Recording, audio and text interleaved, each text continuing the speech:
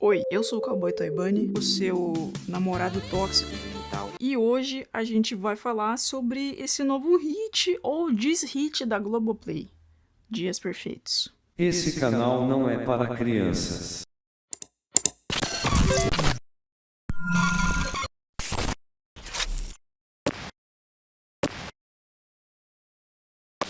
Atenção para os avisos de gatilho na tela, atenção, olha aí, atenção, atenção. Eu já comentei aqui em alguns vídeos que eu gosto muito de novela, né? Os vídeos de novela andam meio parados, mas é porque eu tava tentando dar um up no canal. Só que agora eu simplesmente já não sei mais o que o algoritmo quer de mim. E nos intervalos de Vale Tudo começou a aparecer umas cenas de uma nova série da Globoplay que tinha uma garota sendo colocada dentro de uma mala de viagem rosa minúscula de rodinha. E isso meio que foi o suficiente para me deixar interessado em investir meu tempo nessa série, porque tava na cara que o bagulho ia ser chocante. E eu devo dizer já de cara que foi uma ótima surpresa. Eu tô sempre defendendo aqui que a gente tem que ter mais obras nacionais, como no meu vídeo sobre Nelson Rodrigues e tal. O cinema extremo em geral brasileiro pode ser tão bom quanto o francês ou os filmes daquelas listas perturbadoras. Porém, eis que no Twitter começou-se uma revolta contra o autor do livro que gerou a série, Rafael Montes. E eu não posso dizer muito sobre a literatura dele porque eu só li um livro seu, que é um livro bem simples, na verdade, O Vilarejo.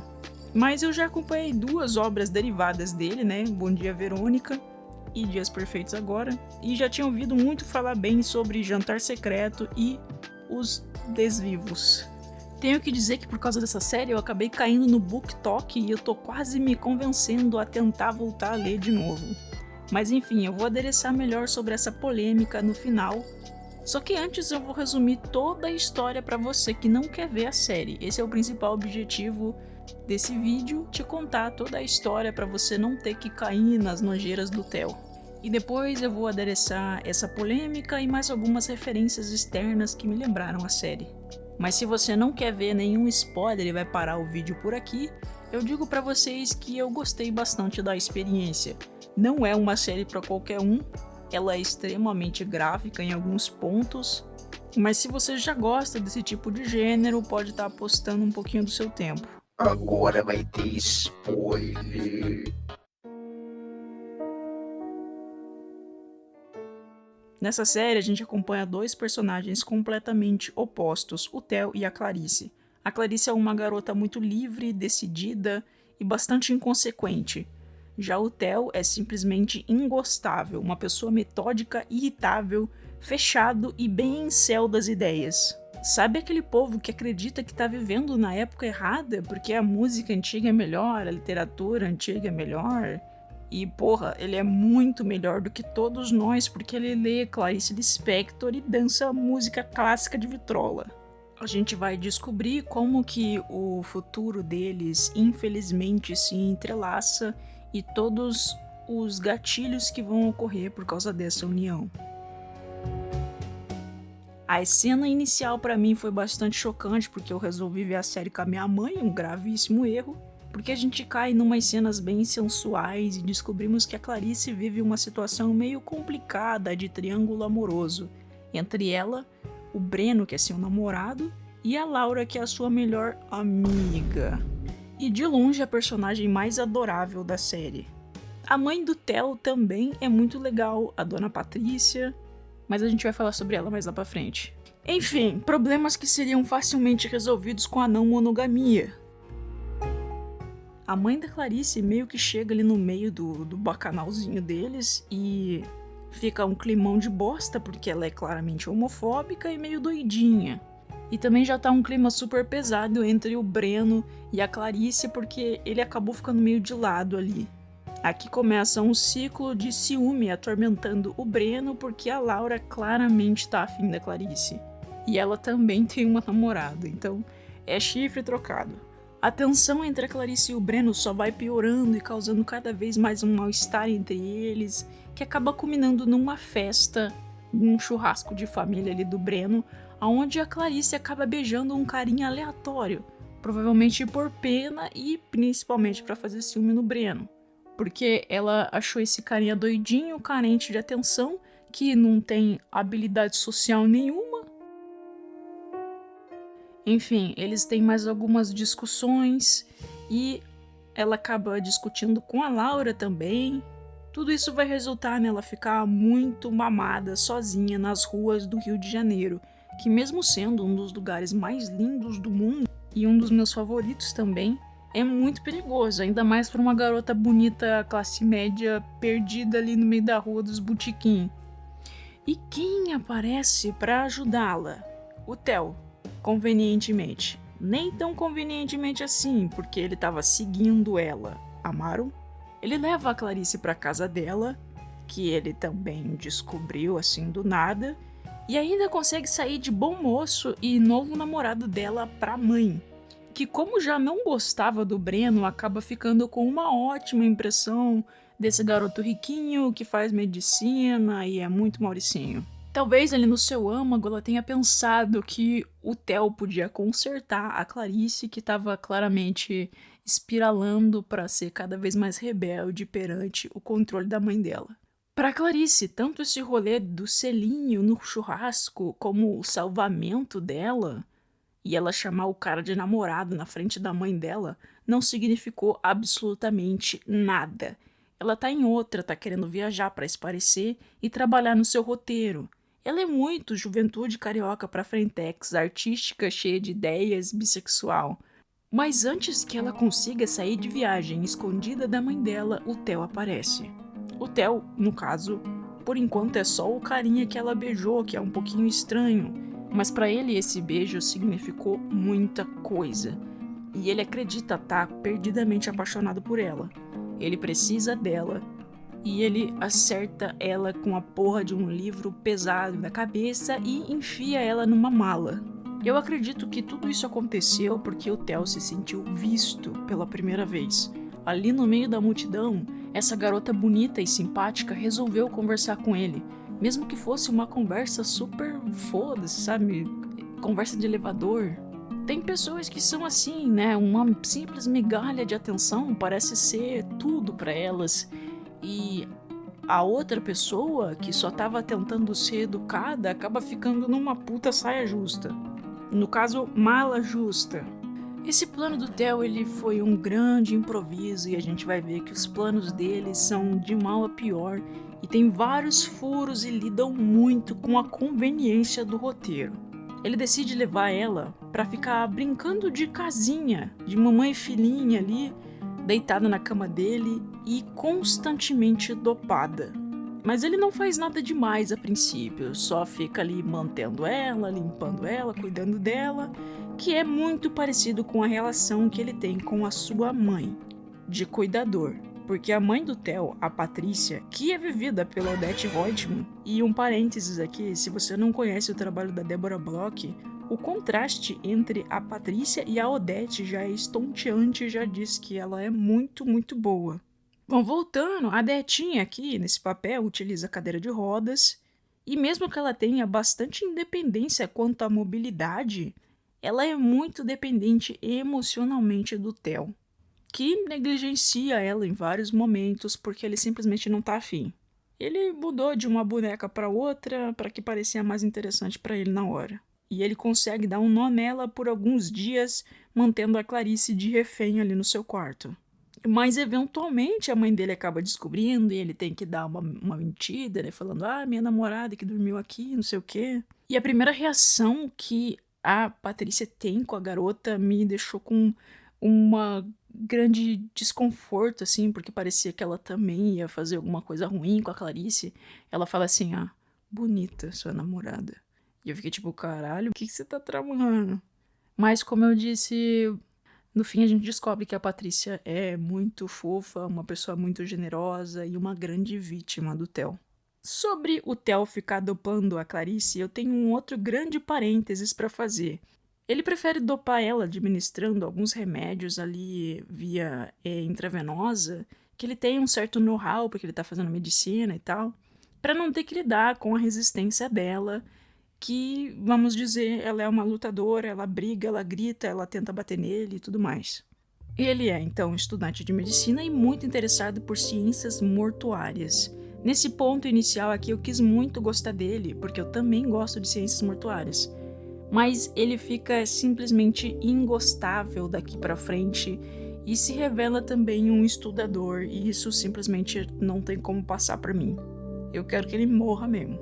E esses 3 fatores que eu acabei de falar, que é estudo, deixar uma pessoa dopada e ciências mortuárias, me fez lembrar de uma coisa que eu acredito ter visto no canal do Beto Ribeiro, que eu acompanho assiduamente, onde algum dos ótimos profissionais que ele entrevista lá falou sobre a correlação entre estudadores que gostam de dopar suas vítimas com É um tipo de neck velada, menos nojenta também, um pouco higienizada. Mas é basicamente isso que atrai esses criminosos, tipo, eles terem uma vítima completamente irresponsiva que lembra um objeto inanimado. E eu quis apontar isso aqui porque o Theo me lembrou muito dessa fala e eu até tive medo que fosse revelado que ele tinha mais esse crime na sua ficha ali, porque ele tem uma relação bem estranha com um dos cadáveres da sua aula de anatomia. Mas aqui, pelo menos na série, não rolou. Enfim, um grande alívio. Quando a mentira do Theo para a mãe dele fica insustentável, ele resolve aderir ao álibi que a Clarice entregou para ele de bandeja e ir com ela para um retirozinho num chalé, aonde ela já estava planejando ir, inclusive já tinha até avisado a mãe dela que ia. Por isso, a mãe dela, Helena, ficou meio foda-se com esse rolê da garota sumir. Ele leva a Clarice ali no carro, dopadíssima, e isso aqui pra mim foi aterrorizante. Imagina você se dar conta de que você pode ser transportado num carro completamente dopado e ninguém na estrada ou na cidade vai te parar. Tipo, as pessoas vão olhar pra dentro do carro e achar que você tá dormindo ou alguma coisa assim. Isso aqui pra mim foi pesado. Mas chegando lá no chalé, as coisas não vão ser assim tão fáceis para esse idiota desse filho da puta criminoso. O Theo não contava que a Clarice, ao contrário dele, é uma pessoa extremamente magnética, carismática, bonita e interessante. Então ela era amiga do dono dos chalés, o Miguel, que começa a ficar desconfiadíssimo desse rolê todo, porque ele tá entendendo que não é da índole da Clarice ficar enjaulada assim nos lugares que ela vai. Aqui o Theo tem o mesmo modus operandi que ele estava usando até agora. Ele chega, bota a Clarice na cama, prende ela e fica dopando ela caso ela dê algum problema. E aqui, ao invés de ele ser questionado pela mãe, ele é questionado pelo Miguel, que dá-lhe fazer pergunta e tenta ver ela de qualquer jeito. Devo dizer que ele foi muito corajoso aqui. Ainda mais porque o Theo fica intimidando ele de formas meio agressivas. Ele é o primeiro outsider assim a desconfiar de alguma coisa errada, além do Breno e da Laura, que são os amados da Clarice, né? Que estão lá no RJ tentando descobrir o que aconteceu, por que ela sumiu, por que ela não atende o celular. Mas para a mãe dela, crime ocorre, nada acontece feijoada. Ela simplesmente não dá queixa e ainda despista a queixa deles à polícia, falando que tá tudo bem com ela tá com o novo namorado viajando. E lá dentro do chalé, o Theo tá com um papo o tempo todo de que eles só precisam se conhecer, porque daí ela vai notar que eu sou diferente dos outros garotos e eventualmente vai se apaixonar por mim, porque eu sou muito interessante e ouço música antiga sem copyright. E a Clarice, quanto mais se vê ali naquela situação de refém, mais ela pensa sobre como ela gostaria que o Breno pudesse vir salvá-la. E ela vai entendendo que realmente ela tá apaixonada por ele e que eles não deveriam ter terminado. A Laura meio que se lasca aqui, mas eu acho que tudo bem, porque o Breno é que era o namorado oficial dela mesmo. E como eu disse, a Clarice é uma grande lutadora. Mesmo ela estando ali na situação misery, ela tenta várias abordagens com seu captor. Ela tenta ser complacente, tenta jogar o jogo dele, tenta ser arredia, tenta lutar, tudo que pode. Mas as coisas só dão minimamente certo quando ela é extremamente submissa. Senão, logo ela começa a ser punida cada vez pior, como ficar longos períodos sem comer e ser obrigada a trabalhar no seu roteiro só pro Theo falar assim: "Ah, não gostei não, apaga aí". Além disso, ela está sendo completamente privada do seu celular e da sua liberdade como um todo. Não quero nem pensar nas dores no braço, dormência e tudo mais de ter que ficar deitada na mesma posição o tempo todo. E é numa dessas de ser complacente com as loucurinhas do Theo que a Clarice acaba ficando noiva dele. Meio que ela não tem como dizer não, né? Porque ela tá constantemente sendo subjugada e, não obstante, o cabra também tem uma arma. O diálogo fica um pouco mais difícil. A gente descobre posteriormente que essa arma pertenceu ao pai dele, que parece ter sido um homem igualmente terrível. A Patrícia, mãe dele, não quebrou o ciclo, sofria nas mãos do marido e agora sofre nas mãos do filho também. Em dado momento, a Clarice consegue tentar fugir e quase foge de vez, mas ela é pega novamente pelo desdivo, que traz ela de volta ali pro ninho do terror. Mas nem tudo estava perdido nesse momento, porque vocês lembram do Breno? Ele tá infernizando o celular da Clarice, que ele já sacou que tá sendo controlado pelo Theo, e tá cada vez mais perto de resgatá-la. Então o Theo decide que seria uma boa ideia fazer ela gravar um vídeo falando: "Ah, terminamos mesmo, viu? Não tá dando certo não. Tchau." Só que nesse vídeo ela foi muito rata. Não é à toa que ele chama ela de ratinha. Ela fala meio que num código que desperta uma memória no Breno o suficiente para ele conseguir deduzir aonde ela tá. E tal qual um cavaleiro em armadura brilhante, ele vai de carro resgatá-la sozinho. Porque a polícia tá ignorando as queixas dele e da Laura, e a mãe da Clarice, como eu disse, fez o favor de despistar todo e qualquer sinal de perigo. Porque ela é aparentemente advogada, então ela tem ali um certo poder com a polícia local. Por falar nisso, a mãe da Clarice é vivida por uma outra atriz incrível, a Fabiola Nascimento, que talvez vocês conheçam pelo filme Estômago, se não, vão assistir, porque esse filme também é muito bom. Só que aqui ela é extremamente odiável, narcisista e muito chata. O Breno acaba chegando ao chalé no meio da noite e o Theo luta com ele enquanto a Clarice tá dopadíssima porque ela acabou de voltar da tentativa de fuga. De uma forma ali meio milagrosa, o Theo acaba conseguindo a vitória e esse é o fim do Breno, o último recurso da Clarice para ser salva. E ele é picotado e jogado no fundo do lago. E essa cena me dá bastante agonia de ver a Clarice não ter chance nem de se despedir do Breno uma última vez. Nem que fosse só para presenciar ali a sua última tentativa. E eu devo notar aqui que momentos antes ela tinha tido uma puta discussão onde ela joga na cara do Theo que ele é um bosta, que ela nunca vai gostar dele porque ela ama o namorado dela e ele nunca vai entender ela e o namorado dela, e não sei quem e o namorado dela. Então eu acho que isso pode ter contribuído para os requintes de crueldade do jeito que o Theo deu cabo do macho com uma tesoura de jardinagem. Deve ter sido de uma satisfação infinita pro Just Theo ter dado um fim no grande rival. Depois disso, eles precisam se mover novamente, porque talvez alguém venha procurar o Breno, né? Então o Theo acaba levando a Clarice para outro lugar. E eles dão uma parada ali num motel, aonde a Clarice fica muito irritada e revoltada e acaba provocando o Theo com razão, né? Isso que ela nem sabe o que se sucedeu com o Breno. E ele tem uma atitude completamente desproporcional, hedionda, horrenda e acaba uva. A série constantemente fica trocando de POVs, que é point of view, né? Ponto de vista entre os dois. Então, no ponto de vista do Theo, essa coisa horrível é super floreada e fantasiosa e até demora pra gente entender o que tá acontecendo direito. Mas na cena da Clarice a gente vê o verdadeiro horror de tudo. A cara que ela faz aqui num close é completamente devastadora. E eu só conseguia ficar pensando, nossa, parece que ela acabou de ser desvivida, tipo, por um golpe de espada nas tripas, sei lá.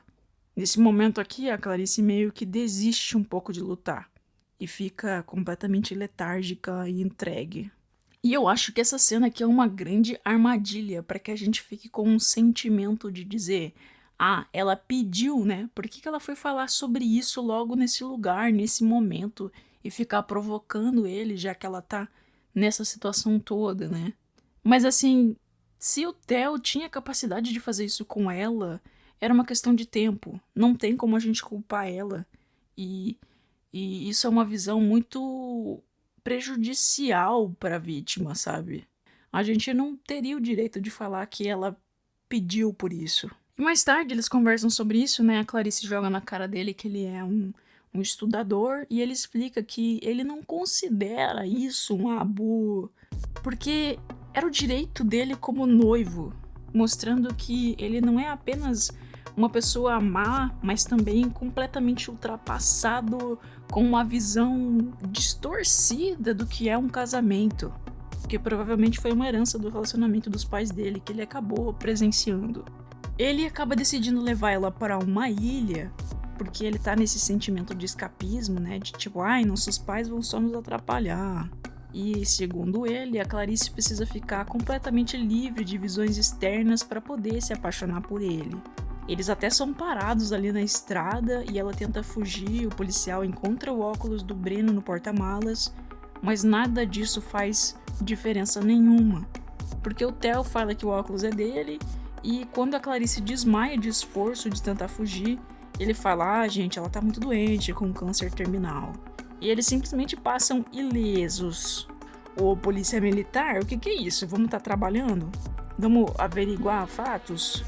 Tá, mentira, foi tudo conveniência de roteiro novamente. Mas é até meio que justo, porque ela tava realmente com a aparência de uma pessoa que tava à beira da morte. Eles conseguem ir para um lugar completamente isolado, um canto ali numa ilha, alugando a casa de uma senhorinha idosa para passar o Natal. E ele leva a diva dentro da mala de novo e ninguém desconfia. E chegando aqui as coisas vão piorar pra cacete, porque o Theo resolve deixar a Clarice um pouco mais solta, já que ela não tem como fugir da ilha. E em dado momento ela consegue pegar o Theo desprevenido, fazendo ele beber um pouco demais. E daí os papéis são invertidos e ela tem um pouquinho de vingança momentânea.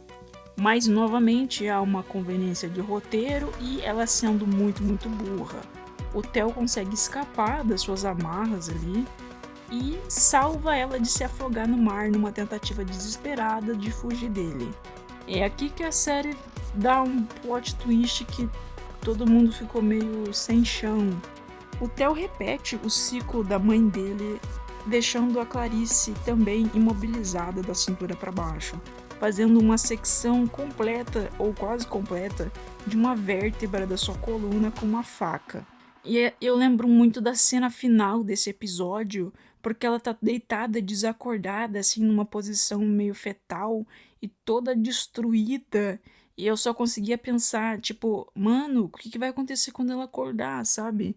Qual vai ser o choque dela de perceber que ela não tem mais controle de si mesma. Mas confesso que quando ela acordou, eu achei que a cena não foi tão impactante assim. Ufa. E isso também me deixou com uma pulga atrás da orelha sobre o acidente da própria Patrícia, a mãe do Theo. Provavelmente foi o pai dele que causou o acidente de um jeito proposital e levou ela a ter essa consequência. Ou talvez tenha sido o próprio Theo que fez isso, sei lá. E ele tem aqui as mesmas intenções da doidinha do livro Misery, a Anne Wilkins. Ele quer deixar a garota completamente dependente dele, só que ela é bem rebelde. Só que ela fica ainda mais rebelde depois desse golpe. E isso leva o Theo a negligenciá-la, resultando nela ficar doente, com um tipo de febre, sei lá, infecção. E ela também tá há muito tempo sem comer direito e não faz praticamente nada o dia inteiro. O Theo não vê alternativa senão levá-la para o hospital. Mas a gente não tem como saber se era realmente isso que ele ia fazer ou só passar numa farmácia, pegar uns antibióticos, porque no meio do caminho a Clarice toma conta da direção do carro e eles batem. No hospital, a Clarice perde a memória, o que é mais comum de acidentes de carro do que parece. Mas agora o Theo tá encurralado pela polícia, a própria mãe, a mãe da Clarice e a Laura que ainda tá fuçando por ali. E falando um pouco mais sobre os pais da Clarice, eles eram divorciados praticamente, só que essa tragédia toda acaba juntando a família de novo, o que é bem bonito de se ver. E esse acidente de carro dá um álibi pro ferimento medular da Clarice, porque aparentemente nenhum médico se perguntou se esse ferimento seria proposital. Eu acho que os médicos não fazem isso na maioria dos casos. E a amnésia recente da Clarice também dá um ótimo álibi pro Theo, que joga a culpa do assassinato do Breno nas costas dela. Mas o tempo tá correndo, ele precisa se virar para dar um jeito nela antes que ela acorde. E ele não consegue. Então ele é reapresentado a ela pelos pais da garota como seu noivo. Só que a Clarice tá com um constante pé atrás. Não sei se vocês sabem disso, mas mesmo que você não se lembre dos seus traumas, o seu corpo fisicamente armazena eles de alguma maneira. Como uma forma até de proteção, né? Bom, e assim que sai do hospital, a Clarice tem um momento só pra ela finalmente, onde ela tenta se reconectar com ela mesma, lembrar quem ela era, e ela volta a falar com a Laura escondida, ela se reúne com a família, e ao mesmo tempo é muito angustiante, porque a gente não sabe até quando esses dias perfeitos dela vão durar. E além disso, tem o outro drama dela ter que se adaptar à sua nova condição física. Lentamente ela vai se lembrando de algumas coisas, e aqui a série me perdeu um pouco, viu? Porque a Laura ajuda ela a se lembrar num rolê meio fanfic. Pareceu uma solução super jogada pra mim. A Laura lida com umas plantas e cogumelos alucinógenos, e dessa forma ela consegue fazer a Clarice desbloquear suas memórias, se lembrar de tudo e ainda planejar vingança. Fazendo uma grande alusão aí a Alice no País das Maravilhas, que é um livro que o Theo inclusive dá pra ela de presente. A vingança delas consiste em drogar o Theo com microdoses de uma substância alucinógena mista ali super pesada, que elas colocam nos mantimentos da casa dele, tipo maionese, suco, leite. E ele vai ficando loucão, sem saber mais o que é real e o que é fake, alucinando, ouvindo vozes, vendo coisas. E além de tudo ele tá sozinho aqui, porque ele tinha dado cabo da mãe dele algum tempo atrás, porque ela começou a se tornar um empecilho entre os planos dele de recuperar a Clarice. Quando elas acham que já atormentaram ele o suficiente, a Clarice bola um jantar, onde ela acaba jogando na cara dele que se lembrou de tudo e que ele vai ficar maluco e tal. Ele se enfurece e ataca as meninas, e uma vizinha que é ex-amiga da mãe dele acaba impedindo a briga, chamando a polícia, e o Theo finalmente é detido. Livre desse último fantasma, a Clarice finalmente pode contar toda a sua história do que aconteceu e encontrar a real liberdade que é poder contar realmente tudo que ela sofreu. Ela, a Laura e a namorada da Laura retomam as suas vidas juntas e ela volta a fazer faculdade e finalmente parece estar melhorando, mas as marcas do que ela passou serão eternas, graças à sua nova condição. Só que não necessariamente isso vai impedi-la de ser quem ela é, como a própria Patrícia diz pra ela, referindo-se ao uso da cadeira de roda. Enquanto isso, o Theo surtou totalmente e está sendo preso numa possível unidade psiquiátrica, e ele fica pensando nela e acabou pra ele. Good ending? Eu não esperava um final feliz, devo dizer, e eu não gostei desse final. Pra mim, da parte que ela toma cogumelo, já ficou meio paia, e daí eu já fiquei meio, tá bom, daqui pra frente qualquer coisa que acontecer, tá valendo, tá, isso aí. Só que esse é só um dos finais da saga desses dois, o final da série da Globoplay, e eu fiquei sabendo pelo BookTok que tem 2 finais nos livros. Então eu naveguei por alguns desses vídeos resumindo os finais e trouxe eles pra vocês aqui mastigadinho, e eu quero saber qual é o final favorito de vocês. Vamos falar inicialmente do primeiro final, que era o original do livro. Eu acho que ele é o pior bad ending possível, inclusive ele me lembra muito o jogo psicossexual horror Haunting Ground, que eu ainda pretendo falar aqui no canal. A Clarice tá desmemoriada e ela cai no papinho do Theo e acaba vivendo com ele como um casal.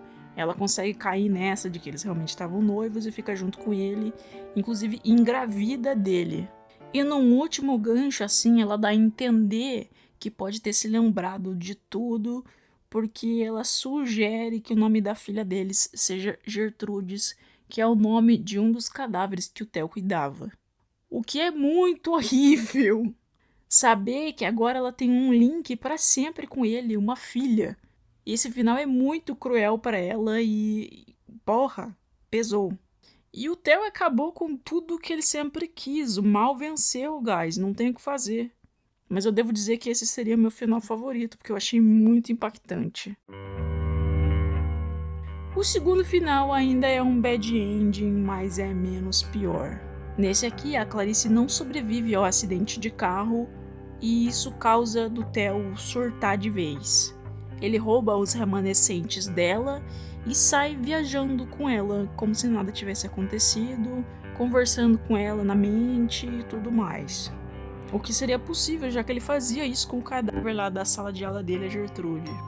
O que me fez ficar ainda mais encucado com aquele link que eu falei pra vocês entre necro, uva e dopar as pessoas, etc. Esses foram todos os finais dessa saga. Como eu disse, eu ainda prefiro o mais horrível de todos, porque eu acho que teria me deixado completamente marcado se fosse esse o final da série, com um gosto super amargo. Eu entendo que esse final aqui foi um final bem positivista, bem tipo, você consegue lutar contra seus demônios com o poder da amizade e muitas drogas.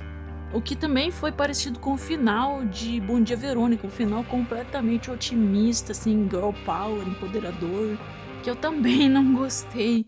Ai, girl power, vamos menina. Eu falei, gente, o que é esse filme? Oh, é sua realidade, cara. E me fez ficar pensando, nossa, eu gastei todo o meu tempo nessa série. Dias Perfeitos é relativamente bem mais curto, então eu não senti que perdi tanto tempo assim. Só acho que ele foi para um lado mais óbvio, sei lá. Mas eu gostei bastante de ter essa opção de vários finais.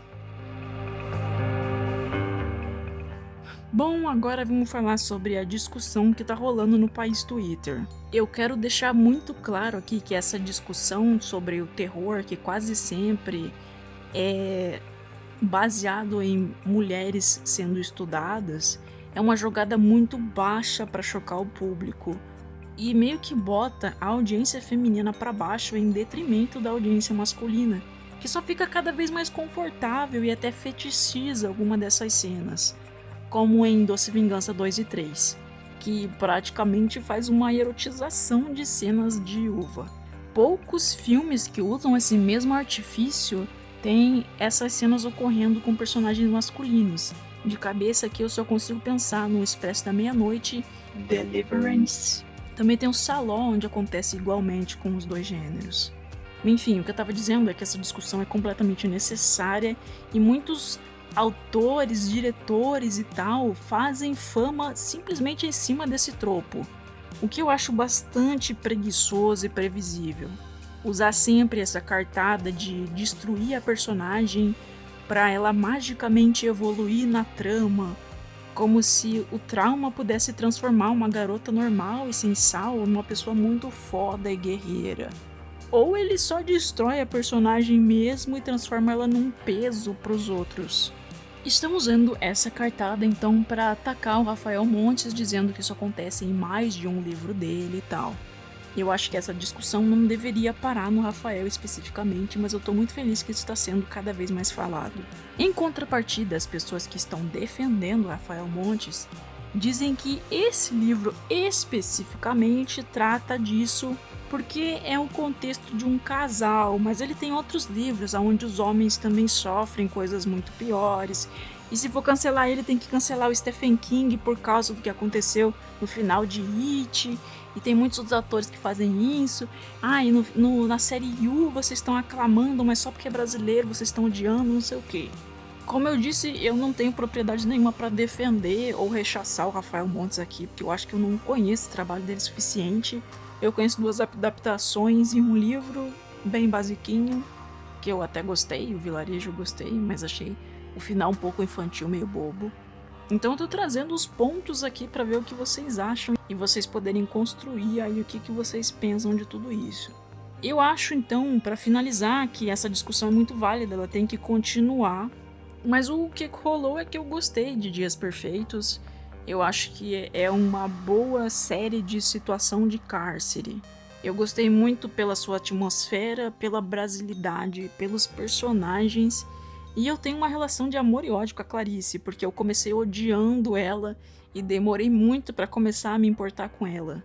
Acho que foi nos 2 últimos capítulos que eu realmente estava torcendo pra ela. E, como eu falei, o final pra mim estragou um pouco, eu achei ele meio fanfic, mas no geral eu gostei da experiência da série, me senti bastante desconfortável, mas eu sabia que isso ia acontecer, eu tinha me alistado pra isso. E assim como tiveram momentos muito clichês ou muito apoiados em inconveniência de roteiro, também teve alguns pontos que me surpreenderam. Pra finalizar, eu elogiei muito alguns atores, mas eu mal falei dos protagonistas, né? Quem faz o Theo é o Jafar, que tem um trabalho excelente aqui.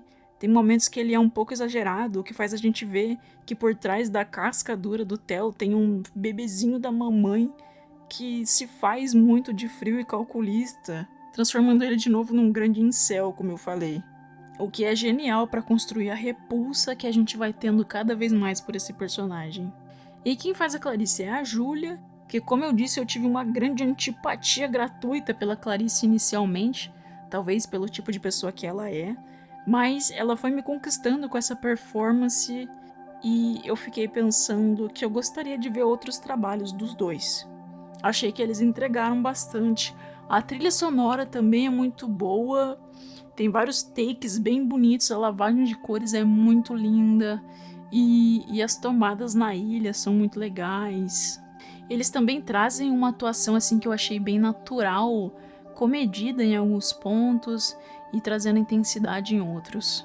E foi tudo isso que eu achei da série e dessa discussão toda em torno do cancelamento do Rafael Montes, que eu descobri que já foi cancelado antes por outras coisas nos seus livros. Mas falando agora do ponto de vista de uma pessoa que gosta de conteúdo chocante, consome muito e traz para o canal para ajudar até as pessoas a terem como consumir essas obras de um jeito mais palatável e mais higienizado, que é o principal motivo do meu canal, né? Trazer essas histórias para vocês de um ponto de vista menos desconfortável. Eu posso dizer que sempre vai ter gente consumindo esse tipo de obra e sempre houve essa curiosidade mórbida das pessoas para esse mundo desses temas chocantes.